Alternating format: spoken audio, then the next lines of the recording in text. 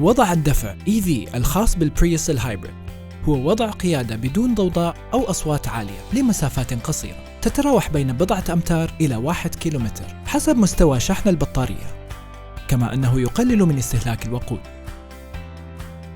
لأن السيارة تعمل خلاله على بطارية الهايبريد فقط. أما الموتور الكهربائي فيعمل لدفع السيارة. يتم تشغيل أو إيقاف وضع الEV عن طريق ضغط الزر EV Mode. يتم إيقاف وضع الEV تلقائياً إذا كانت سرعة السيارة عالية، إذا كانت دواسة الوقود مضغوطة بقوة، إذا كانت شحنة البطارية الهايبريد ضعيفة. عند القيادة في وضع الEV أعر الانتباه للمنطقة المحيطة بالسيارة، لأن انعدام الضوضاء في وضع الEV قد يقلل من انتباه المشاة والمارة.